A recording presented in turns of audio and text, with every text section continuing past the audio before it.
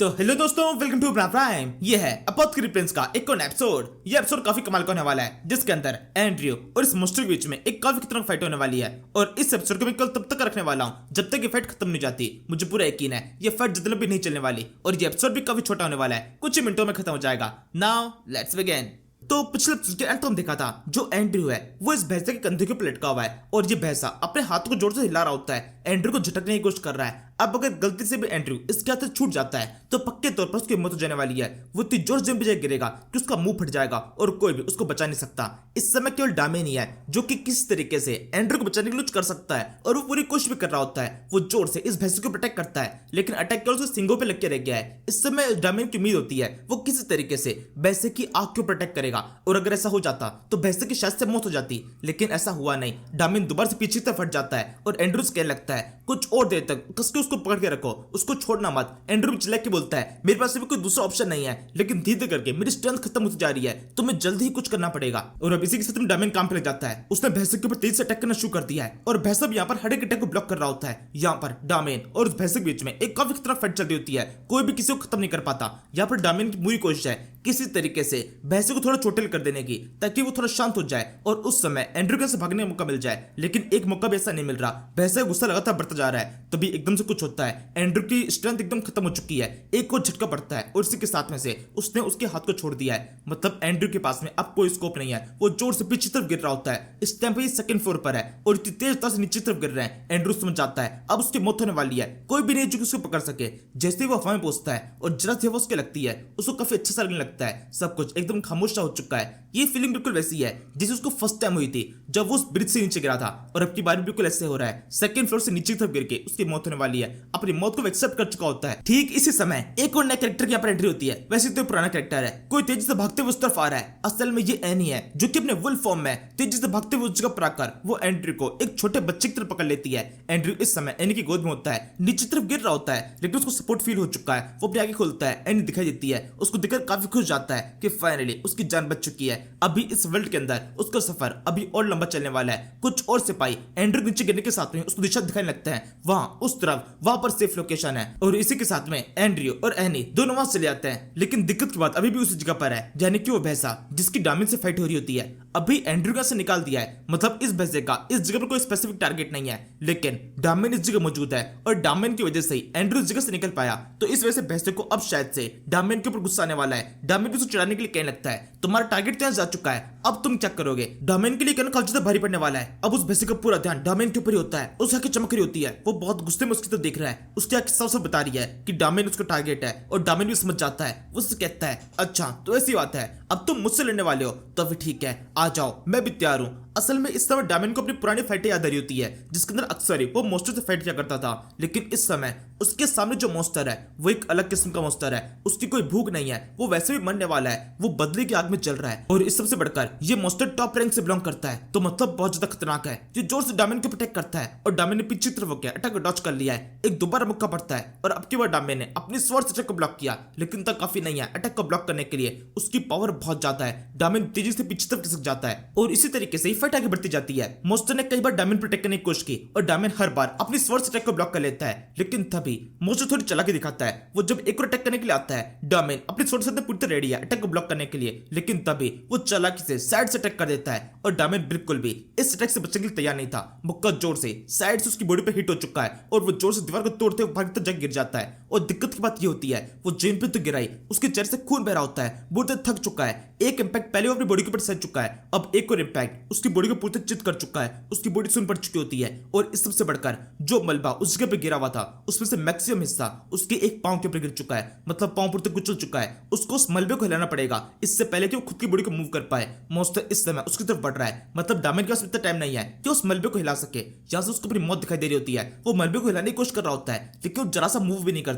डामेन तो यहाँ पर मूव नहीं कर पा रहा, लेकिन वो मॉन्स्टर वो बिल्कुल इंतजार करने वाला नहीं है। वो तुरंत डामेन के पास में आकर एक जोरदार मुक्का उसके ऊपर मार देता है, और मुक्का एकदम डामेन के हिट होने वाला है। तभी कई आवाज आती है जाओ जाकर उसको बचाओ। असल में यह एंड्रयू की है जो कि चिल्ला किसी से कह रहा है और इसी के साथ में एक अजीब चीज जगह पर आती है। एक बोल्ट टाइप का कुछ है जिसके ऊपर काफी सारी कील निकली हुई है और वो जोर से उस मोस्टर को हिट कर जाती है। मोस्टर काफी दूर जा गिर जाता है और इसी के साथ में डायमंड की जान बच चुकी है। इस समय उस मोस्टर की चीखें निकल रही होती है जो कि काफी सारे कांटे उसके बुड़के तक घुस चुके हैं। एंड्रयू ने इस समय उन लाल बीजों का यूज किया है जिससे वो मोस्टर के साइज को बड़ा कर सकता है। मोस्टर को बीज खिलाने के साथ में उसने जोर से उसको उस दूसरे मोस्टर मतलब उस भैंसे की तरफ फेंक दिया था और इसका इफेक्ट यहाँ पर साफ साफ दिखाई दे रहा होता है। एंड्रयू बहुत ज्यादा खुश है, उसने डायमंड को बचा लिया और इसी समय डायमंड के पास मौका है खुद को फ्री करने के लिए। वो जल्दी से अपने स्वॉर्ड को उठाता है और तुरंत ही उस पत्थर को काट देता है जो कि उसके पांव के ऊपर था और पत्थर कटने के साथ में उसकी नजर उसके पांव में पड़ती है। वो उसको मूव करने की कोशिश करता है लेकिन असल में उसका पांव बिल्कुल भी मूव नहीं कर पा रहा है। अब शायद से एंड्रयू को डायमंड के पास जाकर उसको बचाना पड़ेगा लेकिन इतना टाइम है नहीं। भैंसा तुरंत ही उस पोर्क्यूपाइन के सारे कांटों को अपनी बॉडी से निकाल देता है, उसको कस के पकड़कर सीधे बाहर की तरफ फेंक देता है और तभी एंड्रयू को चिल्लाने की वजह आती है।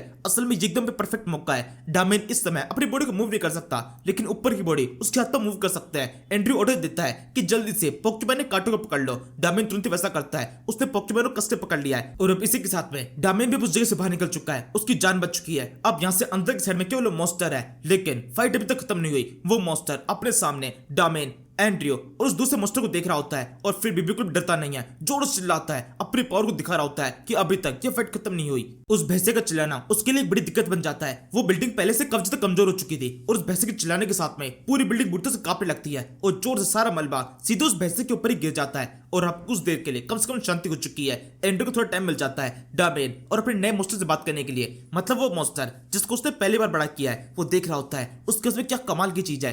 वैसे मोस्टर उतना भी खास बड़ा नहीं हुआ, थोड़ा सा साइज बड़ा है। शायद से मोस्टर कुछ अलग टाइप का है जो थोड़ा बहुत अपने साइज को बढ़ा पाता है, लेकिन फाइट के अंदर इसने काफी अच्छा काम किया। फिर वो डायमंड से पूछने लगता है क्या तुम ठीक हो? डायमंड बोलता है हाँ बिल्कुल मैं ठीक हूँ और साथ में वो ये बताता है ये फाइट अभी तक खत्म नहीं हुई है, पक्का यकीन है वो मोस्टर केवल इतने से मलबे से मरने वाला नहीं है, वो जरूर उससे बाहर निकलेगा और दोबारा से लड़ने की कोशिश करेगा। यानी किसका मतलब यहाँ से भागने का टाइम हो चुका है। अभी इस समय एंड्रयू के दिमाग में लगातार एक ही बात घूम रही होती है, उसको उस मोस्टर की जरूरत है। ऑब्वियस सी बात है एंड्रयू यहाँ पर इस मिनिटोर मोस्टर के लिए आया था। अगर उसको वो मोस्टर मिल जाता है उसका काफी सारा काम बन जाएगा और अभी मोस्टर बहुत ज्यादा कमजोर भी है लेकिन अपनी जान बचाना ज्यादा इंपॉर्टेंट है। मोस्टर को छेड़ने के चक्कर में अगर वो जाग जाता है तो इन दोनों की जान चली जाएगी। इसलिए एंड्रयू तुरंत ही उस मोस्टर के ऊपर से फोकस रखकर अपनी जान के ऊपर फोकस करने लगता है, वहां से जाने लगता है। ठीक इसी समय एक और बंदे की यहाँ पर एंट्री होती है। असल में ये इस सिटी का किंग है जो कि एंड्रयू की हालचाल पूछने के लिए उस जगह पर आया होता है, एंड्रयू की सेफ्टी के लिए। ऑब्वियसली बात है अगर यहाँ पर एंड्रयू कुछ हो जाता है तो इसी बंदे का सबसे बड़ा नुकसान होने वाला है क्योंकि सारा इल्जाम इस बंदे के ऊपर लगेगा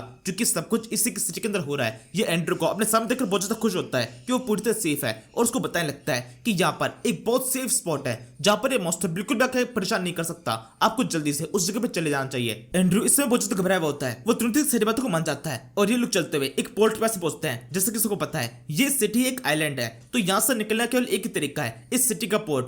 और सबसे ज्यादा सेफ स्पॉट भी एक पोर्ट ही हो सकता है क्योंकि ये मॉन्स्टर पानी में तैर नहीं सकता और ना ही उड़ सकता है। तो अगर ये लोग समुद्र में चले जाते हैं तो कोई बंदा इनको परेशान नहीं कर सकता, तो ऑब्वियस बात है वो सेफ स्पॉट हो जाएगा।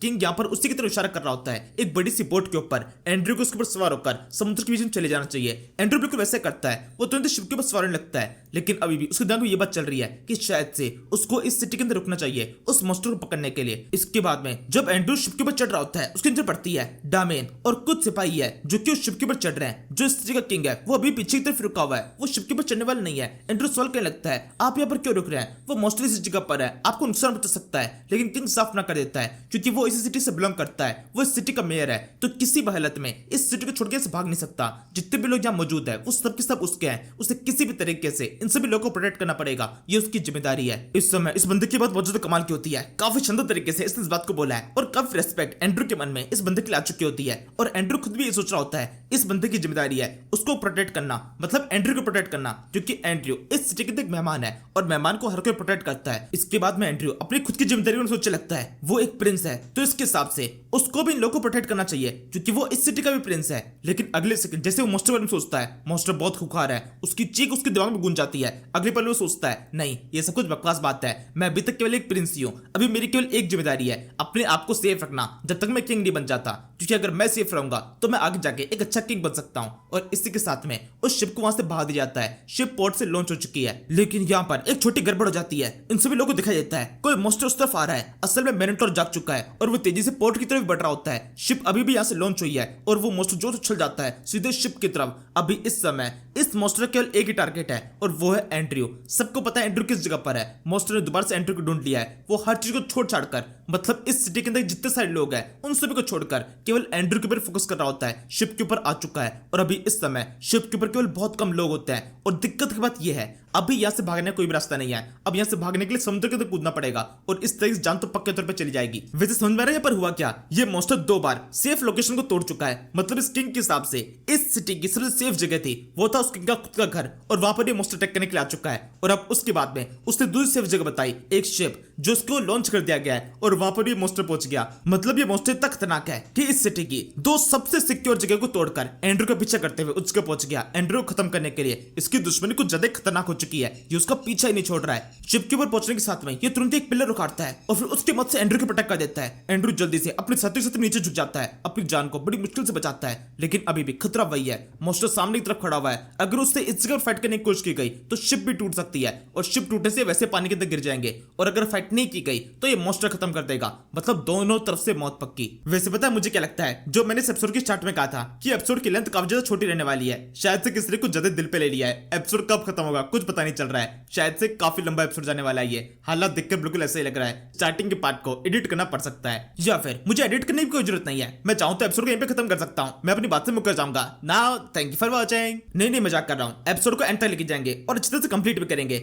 इस समय एंड्रयू झुका हुआ बैठा हुआ है और डामेन उससे बात करने की कोशिश करता है। वो समझाता है अभी इस तरह झुके रहने ज्यादा बेस्ट रहने वाला है। और एंड्रयू आगे पूछने लगता है हम आगे क्या कर सकते हैं, इस मॉन्स्टर को किस तरह से फाइट में हराना है। इस समय एंड्रयू के जितने बॉडी पार्ट है वो सबके सब बुढ़ते से कांप रहे होते हैं। उन सभी को डर लग रहा है। वो सबके साथ आपस में बात करने लगता है, कुछ सोचो क्या हम कुछ कर सकते हैं। इसमें दूसरी बॉडी पार्ट कहते हैं क्या कर सकते हैं, हम तो सोच भी नहीं सकते, अभी तक दिमाग अवाकन नहीं हुआ है। इस समय एंड्रयू को स्क्रीन विंडो शो रही होती है, उसको अपने सारे बॉडी पार्ट्स की वो घबराहट अपने स्क्रीन विंडो के ऊपर दिखाई दे रही है। तभी डामेन आई कहता है वहां उस तरफ वहां जाके छुप जाइए, आपको कुछ भी करने की जरूरत नहीं है। इस समय एंड्रयू के दिमाग में डामेन की चिंता आ रही होती है। अगर डामेन को कुछ हो गया तो एंड्रयू की मौत हो जाएगी। तो उससे पूछने लगता है और तुम क्या करोगे। इसमें डामेन कहता है आप बस मेरी सैलरी बढ़ाने के बारे में सोचिए, मेरी चिंता मत कीजिए, इस मॉन्स्टर को हम संभाल लेंगे। और फिर इसके बाद में ऐसा किया भी जाता है। एंड्रयू छुपने के लिए जा चुका है और डामेन यहाँ पर इस मॉन्स्टर से फाइट करने वाला है। और इस समय डामेन केवल अकेला फाइट नहीं करेगा, उसके साथ में एनी भी शिप के ऊपर होती है जो कि अपने वुल्फ फॉर्म में, मतलब अपनी सबसे ताकतवर फॉर्म में अब दिखाई देगा। वो केवल एक नर्स है या फिर एक अच्छी फाइटर भी। एक खतरनाक फाइट शुरू जाती है, एक तरफ से एनी और दूसरी तरफ से डामेन इस एक मॉन्स्टर को अटैक कर रहे होते हैं और जोर से अटैक को हिट भी कर देते हैं। ये मॉन्स्टर इतना कॉन्फिडेंट है, इनके अटैक से बचने के लिए कुछ करता भी नहीं है। स्वॉर्ड और वो पंजे दोनों एक साथ मारकर उसकी बॉडी के ऊपर हिट करते हैं, लेकिन इससे उस मॉन्स्टर को कुछ होता नहीं है। डामेन तो पीछे तरफ कूद जाता है, लेकिन मॉन्स्टर तभी एनी की पूंछ को पकड़ लेता है और उसे कस के जेब में पटक देता है। अभी इस समय डामेन थोड़ा सा घबराया हुआ है, वो पीछे की तरफ है। इस समय बाकी सभी को मौका मिल जाता है मॉन्स्टर को प्रोटेक्ट करने का। वो सबके सब अपनी पूरी जान लगा देते हैं मॉन्स्टर को पीटने के लिए, लेकिन कुछ भी काम का नहीं है। वो मॉन्स्टर कुछ सेकंड्स के अंदर इन सभी बंदों को चित कर देता है और इनमें से कई सारों की तो मौत भी हो चुकी है। एंड्रयू ये सब कुछ देख रहा है कि उसकी वजह से अभी इस समय कितने सारे लोग जिनके पैर मारे जा रहे हैं। इनमें से मैक्सिमम सिपाहियों को तैरना आता है। ओबवियस सी बात है, ये इस सिटी से बिलोंग करते हैं जो कि असल में एक टापू है। इन सिपाहियों को तो आता ही होगा। ये सब के सब अपनी जान को बचाने के लिए यहाँ से भाग सकते हैं, लेकिन फिर भी एंड्रयू के चक्कर में अपनी जान को खतरे में डाल रहे हैं। इस समय वो अपने आप को बहुत ज्यादा लाचार से महसूस कर रहा होता है कि वो किसी को बचाने के लिए कुछ भी नहीं कर पा रहा, अपनी जिम्मेदारी को ठीक से निभा नहीं पा रहा है। खुद इस जगह पर एकदम छुप के बैठा हुआ है और उसकी वजह से इतने सारे लोग मर रहे हैं। तभी एंड्रयू कुछ करने की कोशिश करता है। वो अपनी सारी पावर्स एक्टिवेट कर देता है, अपने जितने भी सेंसेस है उन सभी को एक्टिवेट करके इस मॉन्स्टर की बॉडी को स्कैन करने की कोशिश करता है कि क्या इस मॉन्स्टर के अंदर कोई कमी है, किसी तरीके से इस मॉन्स्टर को हराया जा सकता है। अपने सारे बॉडी पार्ट से कहने लगता है इस मॉन्स्टर को पूरी तरह स्कैन करो। जैसे एंड्रयू कहता है उसकी असल में एक स्किल एक्टिवेट हो रही होती है। असल में यहाँ पर एंड्रयू किसी की बॉडी पार्ट को पूरी तरह स्कैन करके उसकी नेक्स्ट मूवमेंट को अपनी तरफ से स्कैन कर सकता है। यहाँ पर उसके पास में एक एक्स्ट्रा पावर है। उस मॉन्स्टर का एक होलोग्राम उसके दिखाई देगा जो कि उसकी किसी मूवमेंट को उसके करने से पहले दिखा सकता है। नॉर्मल कंडीशन में ये स्किल बहुत ज्यादा कमाल की है, लेकिन केवल तब जब एंड्रयू को खुद को लड़ना आता हो। अगर उसको पता चल भी जाए कि मॉन्स्टर किस तरफ से अटैक करने वाला है, तब भी वो किसी भी तरीके से इस मॉन्स्टर से फाइट नहीं कर सकता। ये मॉन्स्टर कुछ सेकंड के अंदर उसको फाइट में हरा देगा। और इसके अलावा उसके सामने एक और बड़ी दिक्कत होती है, वो एक बहुत ही छोटे से एरिया के अंदर है। यहाँ पर भागने की कोई जगह ही नहीं है। मॉन्स्टर कुछ सेकंड के अंदर उसको पकड़ ही लेगा, इसलिए दोबारा से ये प्लान पूरी तरह से बेकार हो जाता है। और इसी के साथ में एंड्रयू को लगता है शायद से छुपे रहने में भलाई रहेगी। तभी उसकी नजर पड़ती है अपने खुद के मॉन्स्टर के ऊपर जिसको कुछ टाइम पहले उसने बड़ा किया था उसकी हालत बुरी तरह से खराब हो रखी है। भैंसे ने उसको बहुत बुरी तरह से पीट कर साइड में पटक दिया है और इसके बाद में उसकी नजर कुछ और लोगों पर पड़ती है। असल में ये कुछ सर्वेंट्स है जिनको एंड्रू की देखभाल करने के लिए इस शिप की ओर भेजा गया था। इनकी हालत बुरी तरह से खराब है। ये फाइटर्स नहीं है, ये छुप के एक तरफ बैठे हुए होते हैं, लेकिन मॉन्स्टर की उनके ऊपर नजर पड़ चुकी है और अब कुछ ही टाइम के अंदर मॉन्स्टर उन सर्वेंट्स को प्रोटेक्ट करने वाला है। तो अब तो एंड्रू कुछ करना ही पड़ेगा, उसके पास में कोई दूसरा ऑप्शन नहीं है। वो अपनी जेब के अंदर हाथ डालता है, कुछ तो है उसकी जेब के अंदर जो कि शायद से इस लड़ाई के रुख को बदल सकता है। लेकिन दिक्कत की बात यह है क्या वो चीज इफेक्ट करेगी, क्या ये चीज वर्क कर सकती है, ये बात लगातार उसके दिमाग में घूम रही होती है। लेकिन अभी फिलहाल जल्द सोचने का टाइम नहीं है। मॉन्स्टर लगातार उन दोनों बंदों की तरफ बढ़ रहा है उनके प्रोटेक्ट करने के लिए। वो जोर से अपने हाथ को पीछे तरफ करता है उनके मुक्का मारने के लिए। लेकिन तभी अचानक से कुछ होता है, कुछ बहुत ही ज्यादा कमाल का हो चुका है जो कि एकदम अनएक्सपेक्टेड था। एकदम से कोई बीच में आ चुका है इस ट्रक को रोकने के लिए। असल में ये एंड्रयू है। सबसे कमाल की बात तो ये होती है एंड्रयू इस समय अपनी साइज को काफी ज्यादा बड़ा कर चुका है। वो इस समय इस मॉन्स्टर के एकदम सामने खड़ा है, दोनों के साइज एकदम बराबर सा लग रहा है। इस समय वो मॉन्स्टर भी चौंका होता है कि ऐसा कैसे हो सकता है, उसका टारगेट अचानक से इतना बड़ा कैसे हो गया। पहले तो एकदम पिद्दी सा था और उसका साइज काफी ज्यादा बढ़ चुका है। असल में इस समय एंड्रयू ने वो लाल बीज खा लिए हैं जो कि उसके मॉन्स्टर के थे। चमत्कार ही हो चुका है। ये सारे मॉन्स्टर एक टाइम पर लियोन फ्रंटियर के पास में भी थे, लेकिन उसने कभी भी इन रेड बीज का इस तरह से यूज नहीं किया। वैसे ये चीज तो बिल्कुल ही पॉसिबल नहीं है कि इन बीजों की मदद से ऐसा कुछ किया जा सकता हो और लियोन फ्रंटियर को इसके बारे में पता ना चला हो। अगर ऐसा कुछ हो सकता होता तो जरूर से कई बार इसका यूज कर चुका होता। मतलब एंड्रयू के अंदर कुछ ऐसा खास है जिसकी मदद से वो इन बीजों का यूज करके खुद के साइज को बढ़ा पा रहा है। शायद से ये सब कुछ उसकी मेडिकल पावर की वजह से हो रहा है और उसने जिस पावर को इनहेरिट किया है ये परमानेंट नहीं है, ये केवल कुछ टाइम के लिए है। जब कोई मॉन्स्टर इस पावर को इनहेरिट करता है तो उनकी बॉडी के ऊपर किसी भी तरह के साइड इफेक्ट नहीं होते, लेकिन क्योंकि एंड्रयू कोई समनर नहीं है तो उसकी बॉडी के ऊपर इसके भयंकर साइड इफेक्ट होने वाले हैं। और ये साइड इफेक्ट होंगे जब वो दोबारा से छोटा हो जाएगा। जब वो छोटा हो जाएगा तो अगले 5 दिन के लिए वो कोमा में रहने वाला है। एंड्रयू जैसा पर्सन जिसके पास में बहुत ही लिमिटेड डेज है उसके लिए 5 दिन बहुत ज्यादा इंपॉर्टेंस रखते हैं, तो उसने एक स्किल को यूज करने के चक्कर में अपने 5 दिन गवा दिए है। और इसके अलावा ये स्किल केवल 3 मिनट तक वर्क करने वाली है और अभी केवल 2.5 मिनट बाकी है। 2.5 मिनट के अंदर उसे इस मॉन्स्टर को हराना पड़ेगा और अगर मॉन्स्टर नहीं हारता है तो 5 दिन का कोमा नहीं परमानेंट मौत मिलेगी। अभी इस समय डामेन और बाकी सारे लोग जो कि इस फाइट को देख पा रहे हैं वो सबके सब चौके हुए होते हैं, सबको मुंह खुले खुले रह जाता है। लेकिन मॉन्स्टर अपना पूरा फोकस अपनी फाइट के ऊपर रखे हुए है, उससे फर्क नहीं पड़ता उसके सामने कौन खड़ा हुआ है। वो बस लगातार एंड्रयू को पीटना शुरू कर देता है। वो मुक्का मारता है और एंड्रयू अपने हाथ उसको पकड़ लेता है। अभी इस समय फाइट बहुत ज्यादा कमाल की होने वाली है। वो मॉन्स्टर में दोनों हाथों को छोड़ा देता है और फिर दोबारा से एंड्रयू के मुंह पे मुक्का मारता है। अब की बार एंड्रयू से बचने के लिए कुछ कर नहीं पाता। ऑब्वियस सी बात है उसके अंदर फाइट का ज्यादा एक्सपीरियंस नहीं है तो वो बचने के लिए ज्यादा कुछ कर नहीं सकता। मुक्का पड़ता है और उसका जबड़ा हिल चुका है और अब इसके बाद में उसको एहसास होता है कि वो काफी ज्यादा ताकतवर हो चुका है। उस पिल्लो खाने से उसकी बॉडी काफी ज्यादा स्ट्रांग हो चुकी है जो कि नॉर्मल कंडीशन में अगर ये मॉन्स्टर एंड्रयू के पास में खड़ा होकर धीरे चीख भी दे तो तब भी काफी है एंड्रयू खत्म करने के लिए। लेकिन अभी इस समय वो 2 बार इस मॉन्स्टर के अटैक को अपनी बॉडी से ब्लॉक कर चुका है, तो इसके बावजूद भी अगर वो जिंदा है तो उसकी बॉडी काफी मजबूत है और वो इसी का यूज करता है। अपने सर से एक जोरदार हेडबट सीधे उसके सर पे मार देता है। लेकिन ये टेक्निक एकदम बेकार है, उसको दिमाग चलाना चाहिए ना कि इससे दिमाग का यूज करना चाहिए। उसके सर में दर्द जाता है लेकिन मॉन्स्टर कुछ होता नहीं है। मॉन्स्टर की बॉडी भी काफी मजबूत है। इसके बाद में उसकी नजर अपने खुद के मॉन्स्टर के ऊपर पड़ती है जो कि साइड में पड़ा हुआ है, बहुत ज्यादा घायल हालत में। यहाँ पर एंड्रयू किस चीज की जरूरत है ताकि वो उसको फाइट के अंदर यूज कर सके। और अभी इस समय केवल एक चीज है जो कि उसको मदद के लिए मिल सकती है, नॉर्मल कोई भी वेपन यहाँ पर इस समय एंड्रयू के साथ मैच नहीं करेगा। वैसे अगर साइज मैच कर भी जाए तो भी किसी काम का नहीं है। एंड्रयू को वेपन चलाने नहीं आते तो उसको किसी ऐसे वेपन का यूज करना पड़ेगा जो कि वो अक्सर यूज करता रहता है और वो है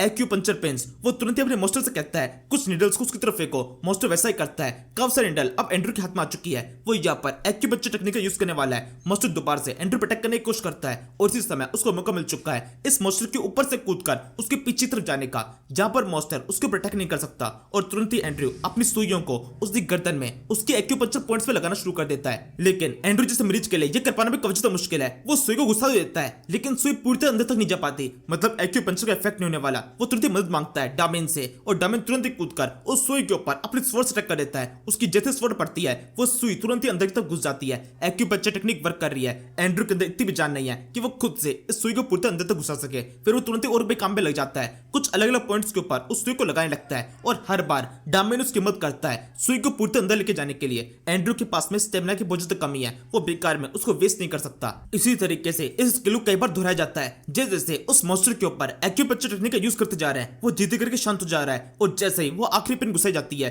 तुरंत ही उस मॉन्स्टर का सारा गुस्सा एकदम से गायब हो जाता है। वो मॉन्स्टर एकदम नॉर्मल सा हो चुका है जिससे वो कभी किसी गुस्से में था ही नहीं। और अब इसी के साथ में ये फाइट खत्म हो चुकी है। आखिरकार ये एपिसोड अब खत्म होगा। अभी इस समय ये मॉन्स्टर मोमो करके बता रहा होता है कि उसको फिलहाल दर्द नहीं हो रहा है। अभी इस समय सुबह हो चुकी होती है, मतलब सारे लोग पूरी रात लड़ाई कर रहे थे। एंड्रयू को बचाने के लिए पूरी रात स्ट्रगल किया गया है। इस समय काफी सारे लोग लगातार एंड्रयू की तरफ देख रहे होते हैं, स्पेसिफिकली उसके मॉन्स्टर एनी और साथ में कुछ और सर्वेंट्स कि एक बंदा अपने साइज को इतने तक कैसे बढ़ा सकता है। कुछ सेकंड पहले तक एकदम पिद्दी सा था और अब एकदम से इस मॉन्स्टर के बराबर हो गया। इसके बाद में ये मॉन्स्टर एंड्रू के पास में जाता है, उसे कंधे के ऊपर हाथ रखता है और मोमो करके कुछ बोलने लगता है। अभी फिलहाल उसकी भाषा किसी को समझ में नहीं आ रही, लेकिन उसकी फीलिंग्स को पता चल रही होती है, सब समझ जाते हैं। अभी इस समय वो एंड्रू को थैंक यू बोल रहा है जो कुछ भी एंड्रू ने उसके लिए किया। वैसे ठीक इसी समय एंड्रू के जितने बॉडी पार्ट है उनमें से कुछ बॉडी पार्ट एंड्रू गाली वगैरह दे रहे होते हैं, स्पेसिफिकली पेट, क्योंकि सारा इफेक्ट उसी के ऊपर हुआ है। वो बता रहा होता है कि क्या तुमने गलत चीज खा ली है, इसकी वजह से उसकी बॉडी के ऊपर काफी ज्यादा इंपैक्ट हुआ है, तुम्हें दोबारा से इस चीजें नहीं खानी चाहिए। लेकिन वहीं बाकी के सारे बॉडी पार्ट